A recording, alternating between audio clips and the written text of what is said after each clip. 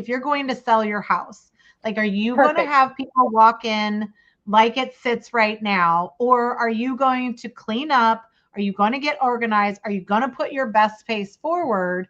Because I think that a lot of business owners are sort of like, well, somebody, unless they're intentionally going to sell their business. And those are the two differences that I see. Like somebody's intentionally going to sell their business, like they're going to Yep. check all the boxes.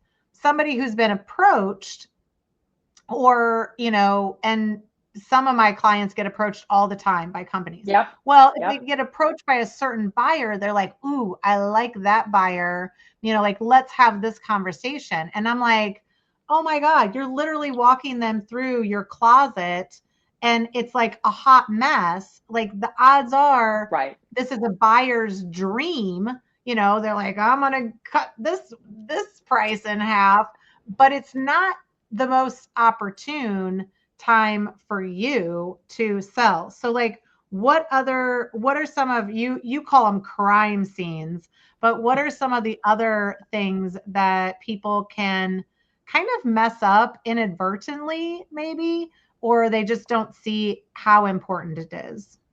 Yeah, I love that. I wanna talk about the house for a second. That is the Yeah. best analogy because even having a clean, beautiful corporate structure gets your multiple higher. Having a face when you walk in the room of the corporate office, having branding there, all of those things add to the value. So you might think, okay, well, they're really buying my cash flow. They don't care that they're in my closet. Well, that differentiates who's at a 6 versus an 8, or who's at a 4 versus a 6. Again, all these are all levers that actually get you more money for your house, more money for your business. Same thing. So so getting back to like my crime scenes and where I see millions go missing, more millions go missing is in earnouts. And so I take probably an unfavorable position that I love them. I think they're fantastic under certain circumstances. And so I always deployed them when I was buying companies. And I think it's a really great thing if you're a seller and you're growing and you want to be paid for that growth almost. So your number is higher than what the buyer's looking at paying for you at your present earnings, right? So this is a great bridge that says, okay, I'm going to pay you for this. And then if you're able to get this bigger amount, I'm gonna put it in earnout. Where earnouts go bad, and where I see people being very sad and having the regret. Again, we don't want any regret. There are three things, I call them the 3 C's, that need to be in place for a good earnout.